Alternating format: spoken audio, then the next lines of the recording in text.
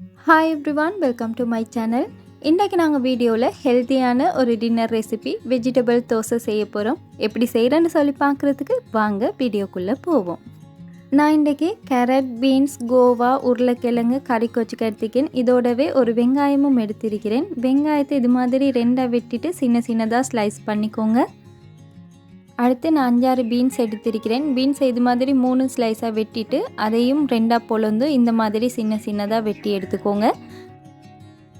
அடுத்து கோவாவும் நான் சின்ன ஒரு துண்டு தான் எடுத்திருக்கேன். அதை இந்த வீடியோவில் காட்டுற மாதிரி ஸ்லைஸ் பண்ணி எடுத்துக்கோங்க. அதே மாதிரி தான் கேரட், உருளைக்கிழங்கு, கறிக்கொச்சிக்காய் எல்லாத்தையுமே இந்த வீடியோவில் காட்டுற மாதிரியே நீள்வாக்கில் ஸ்லைஸ் பண்ணி எடுத்துக்கோங்க. மரக்கறியை கொஞ்சம் பெருசாக வெட்டினா தோசை ஊற்றக்குள்ளே நிறையவே மரக்கறி இருக்கும். சின்னதாக வெட்டினீங்கன்னா நிறைய மாவு தான் இருக்கும், மரக்கறியோட அளவு குறைவாக இருக்கும். அதனால் கொஞ்சம் பெருசாகவே மரக்கறியில் வெட்டி எடுத்துக்கோங்க.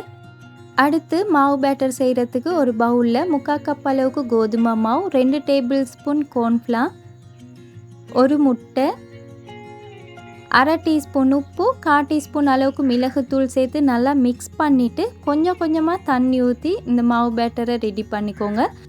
150லேருந்து 200 ml அளவுக்கு நான் தண்ணி சேர்த்திருக்கிறேன். இந்த மாவு பேட்டர் கொஞ்சம் தண்ணியாக தான் இருக்க வேணும். இந்த மாதிரி மாவு பேட்டரை ரெடி பண்ணி எடுத்துக்கோங்க. அடுத்து வெட்டி வச்சிருக்கிற எல்லா மரக்கறியையுமே மாவு பேட்டரில் சேர்த்துக்கோங்க.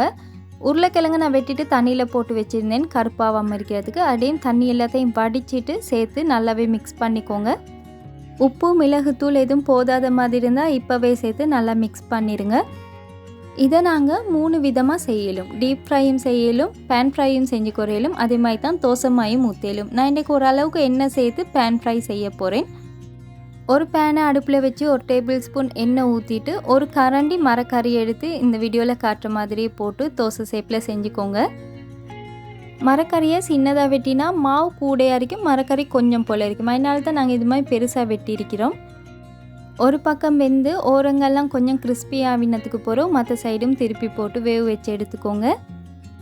எனக்கு மரக்கறியெல்லாம் கொஞ்சம் இது மாதிரி கிறிஸ்பியாக இருந்தால் பிடிக்கும். அதனால தான் பேன் ஃப்ரை செஞ்சு எடுத்திருக்கிறேன். நீங்கள் இன்னும் கொஞ்சம் கூட ஹெல்த்தியாக செய்கிறேன்டா தோசை மாதிரி ஊற்றி எடுக்கலும். நல்லா டேஸ்ட்டாகவும் இருக்கும், ஹெல்த்தியும் கூட. நீங்களும் செஞ்சு பாருங்கள். என் வீடியோஸ் உங்களுக்கு பிடிச்சிருந்தா சப்ஸ்கிரைப் பண்ணி சப்போர்ட் பண்ணுங்கள். இன்னொரு வீடியோவில் சந்திக்கிறேன். அது வரைக்கும் bye, take care and thanks for வாட்சிங்.